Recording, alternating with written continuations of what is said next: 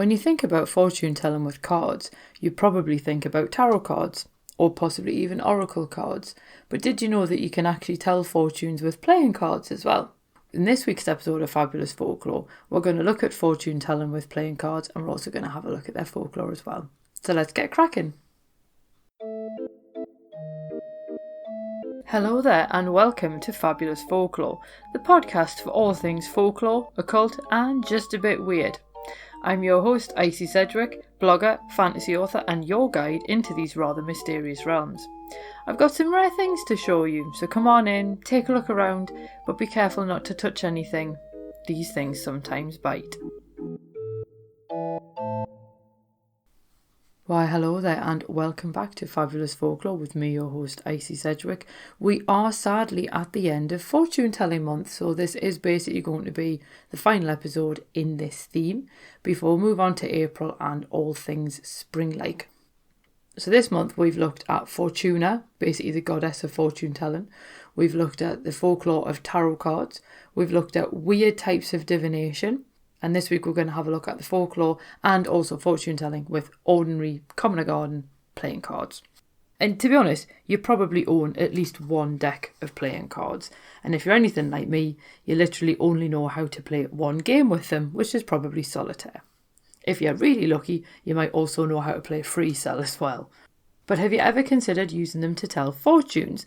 Because cartomancy, which is basically divination with cards, doesn't just rely on fancy decks of special cards. Now obviously true, Madame Lenormand became famous for her divinatory cards during the Napoleonic era, and as we saw a couple of weeks ago, the tarot cards date back to around the 15th century, although their occult meanings basically date to the mid-18th century. Modern diviners, as well as these two systems, also have oracle cards, angel cards, and in all probability, cards against humanity as well. But we're going to focus on ordinary playing cards. So first of all, where do they actually even come from? And basically, nobody actually knows. Some people's best guess is the East, because scrolls dating to the Tang Dynasty era in China discuss paper tiles, although they're more likely to be what we now call dominoes. Instead, European documents from the late 14th century describe a game which they imply came from Arabia, not China, and also Jonathan Dee notes that Europeans knew of playing cards in 1377. I would be more inclined to go along with that because of the fact that we know that there were bans on playing cards in the 1370s, which obviously you can't ban something that you're not aware of. And in fact, playing cards became so popular in medieval Europe that card games were actually banned on workdays in Paris.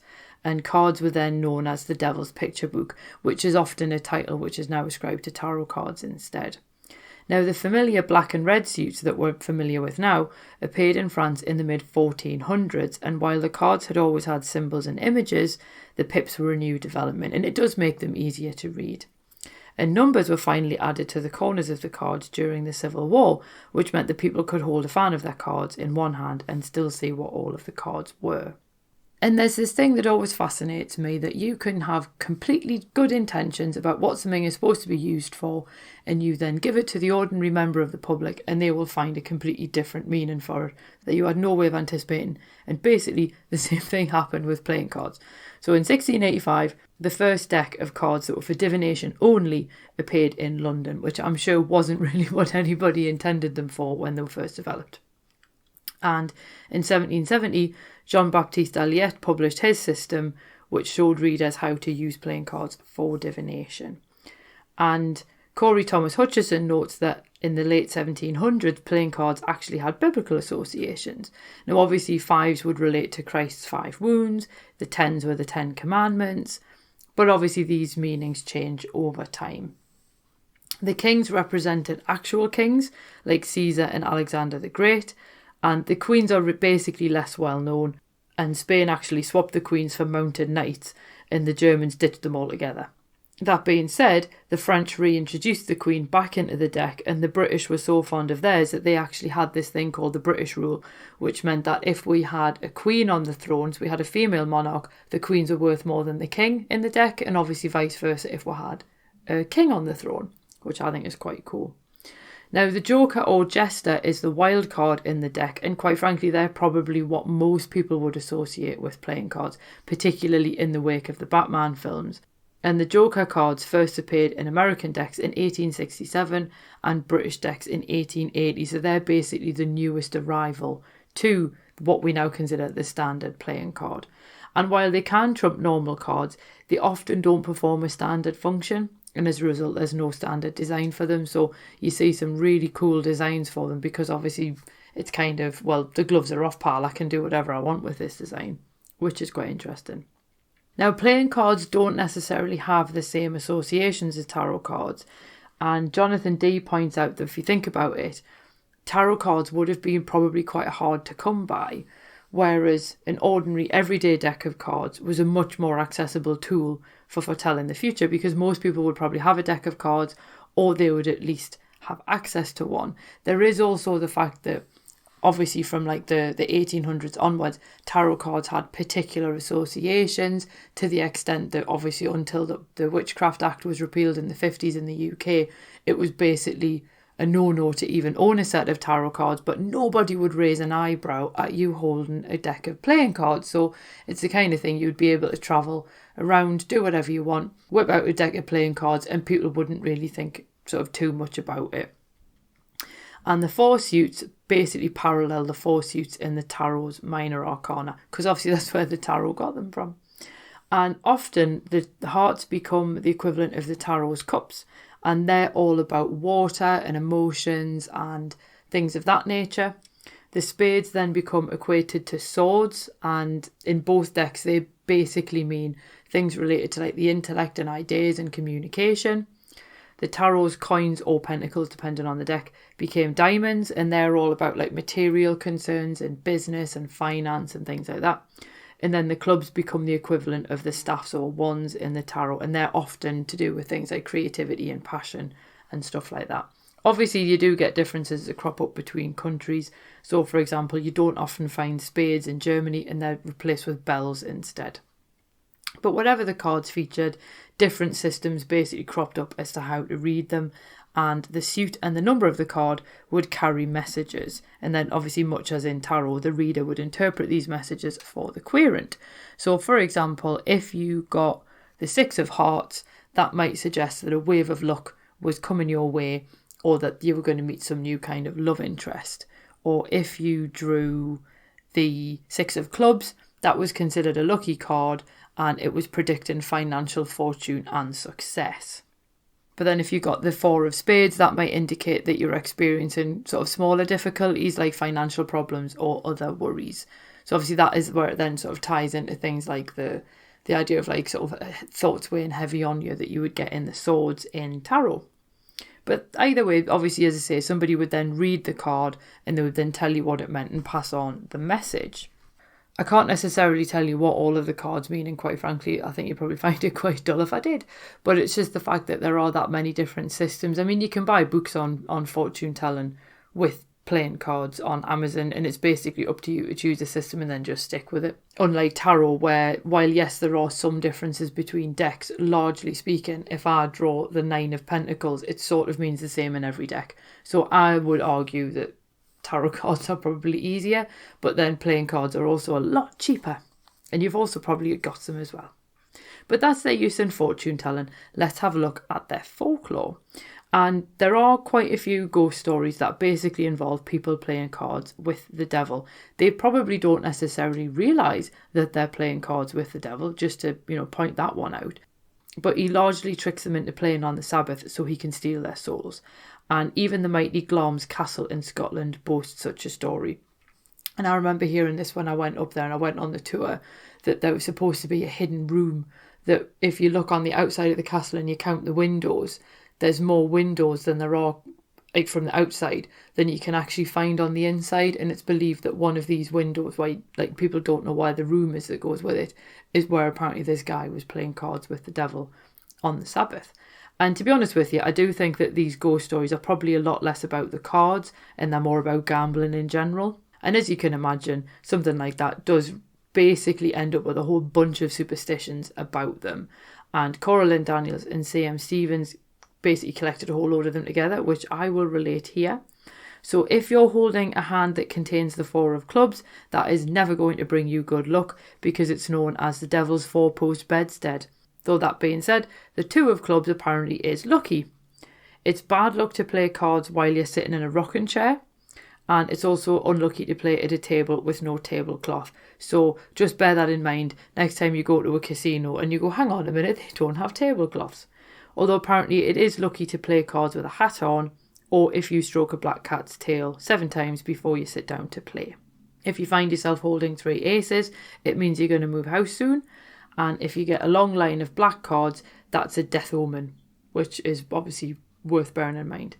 And you'll also attract bad luck if you lose your temper while playing cards, because apparently the devil likes passionate players.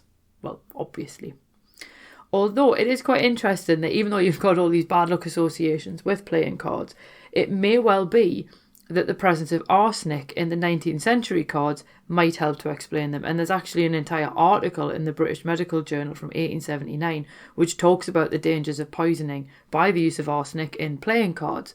I'm going to be honest with you, I don't know how many players are sitting there licking their cards, but you could always, I suppose, possibly absorb it through the skin if it's in the ink. But it is quite amusing how many times you look at things from the 19th century and arsenic is to blame for peculiar things that have happened, particularly things like hallucinations. But the thing we're going to move on to next is the Ace of Spades, so a very specific card. And when I've said that, you've potentially just got the Motorhead song stuck in your head, so I apologise for that. But as well as being a hard rock classic, the Ace of Spades is a really important card in the deck, and in English-speaking countries, it's usually the highest value card. And that's actually a literal thing, because the card was hand-stamped to show that the stamp duty had been paid by the printer. But the Ace of Spades is also known as the death card, and Coralyn Daniels and C.M. Stevens note that if you find one on the ground, that's bad luck. And if the spade is pointing at you, it's an omen that deceit and treachery are afoot, so just bear that one in mind. I did find one website that actually published a claim that the Ace of Spades represents Yule in the calendar, or the death of the year. And the author also then went on to explain that the symbol seemed to recur throughout the Vietnam War. And it was painted on vehicles or turned into patches. And this folk legend basically claimed that the symbol was there to spur on US troops. There is no common consensus, and the association does seem a relatively recent one. But I just thought it was worth including anyway.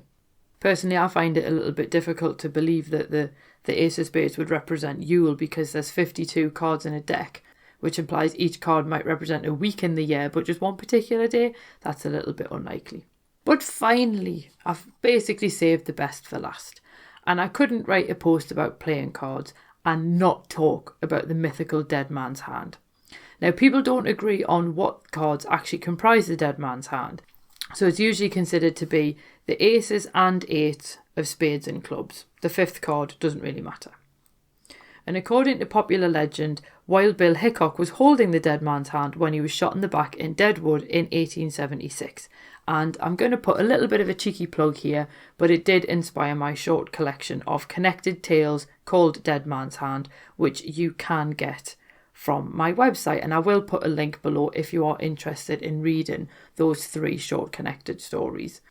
So if you like sort of westerns and ghost stories, then give Dead Man's Hand a go. The phrase itself dates to 1886, and at which point it was actually considered to be a pair of 10s and 3 jacks. And as I say, other sets of cards appear in different versions. But basically, the hand that Hickok held didn't actually appear until a 1926 book about the gunslinger that came out. So you have to wonder, how did anyone know what hand he actually had? And if he was shot in 1876 and the book then comes out in 1926, that's a bit of a gap in time. So just bear in mind that if at any point you do find yourself holding a hand of cards and it's got the aces and the 8s of spades and clubs, or it's got a pair of 10s and 3 jacks, just keep an eye out for what's going on around you.